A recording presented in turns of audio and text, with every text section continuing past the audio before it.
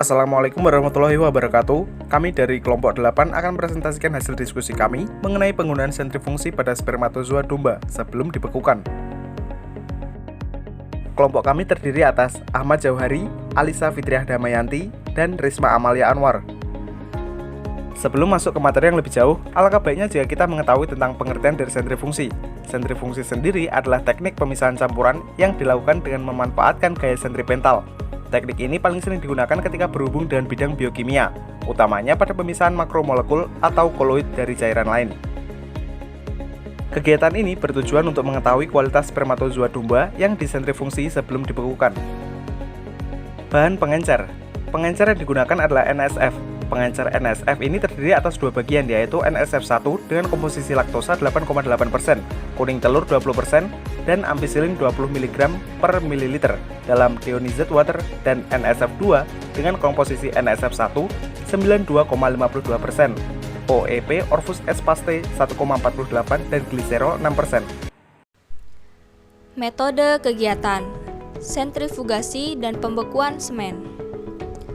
Semen hasil koleksi segera dievaluasi motilitas, viabilitas, dan integritas membran plasma utuh atau MPU. Semen diencerkan dengan NSF1, kemudian dibagi dalam 3 tabung dengan volume yang sama. Kemudian, semen disentrifugasi selama 5 menit dan 10 menit dengan kecepatan 3000 rpm. Setelah disentrifugasi, supernatan dibuang kemudian ditambahkan NSF1 hingga 2 ml dan dihomogenkan. Semen dievaluasi motilitas, viabilitas, dan integritas membran plasma utuh atau MPU untuk yang kedua kalinya.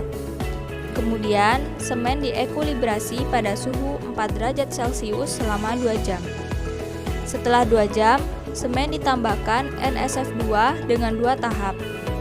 Setengah bagian NSF2 dimasukkan terlebih dahulu pada tabung yang telah terisi semen dan NSF1 sebanyak 1 ml.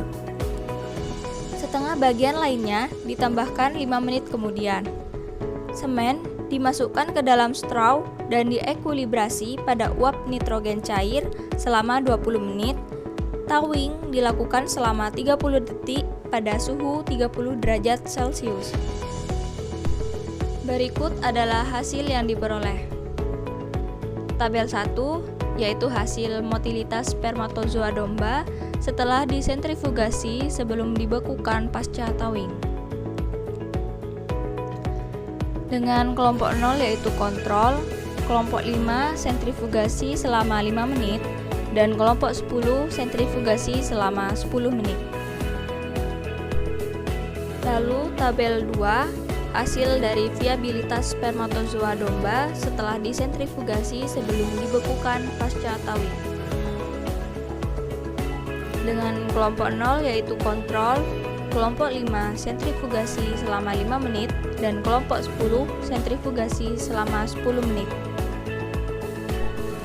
Tabel 3 yaitu hasil integritas membran plasma utuh atau MPU spermatozoa domba setelah disentrifugasi sebelum dibekukan pasca tawing. Dengan kelompok 0 yaitu kontrol, kelompok 5 sentrifugasi selama 5 menit, dan kelompok 10 sentrifugasi selama 10 menit. Berikutnya adalah pembahasan. Dari penelitian yang dilakukan diperoleh motilitas spermatozoa segera setelah dikoleksi adalah 85%. Segera setelah disentrifugasi, presentasi motilitas sperma pada kelompok kontrol atau tanpa sentrifugasi lebih tinggi dibanding motilitas kelompok sperma yang disentrifugasi, P kurang dari 0,05 pada tabel 1. Hal ini menunjukkan bahwa sentrifugasi memberikan pengaruh terhadap motilitas spermatozoa. Menurut Katila dan Koreskoski pada tahun 2006, terlepas dari tujuan penghilangan plasma semen, sentrifugasi sendiri dapat merugikan karena kerusakan mekanis yang ditimbulkan. Pada penelitian ini, sentrifugasi pada semen domba dilakukan pada kecepatan 3000 rpm supaya plasma semen seluruhnya dapat dihilangkan. Pemilihan waktu selama 5 menit dan 10 menit sentrifugasi untuk mendapatkan hasil sentrifugasi yang optimal dan tidak adanya spermatozoa pada supernatan. Pemisahan plasma sperma dari plasma semen pada penelitian ini tidak memberikan pengaruh terhadap motilitas spermatozoa setelah dibekukan karena motilitas spermatozoa post-Holt tidak berbeda di antara kelompok perlakuan pada tabel 1. Hasil yang didapat dari penelitian menunjukkan bahwa tidak adanya perbedaan nyata selain pada motilitas spermatozoa kontrol dengan setelah disentrifugasi dimungkinkan karena semen kontrol adalah semen segar yang belum mendapat perlakuan apapun. Viabilitas spermatozoa segera setelah dikoleksi adalah 92%.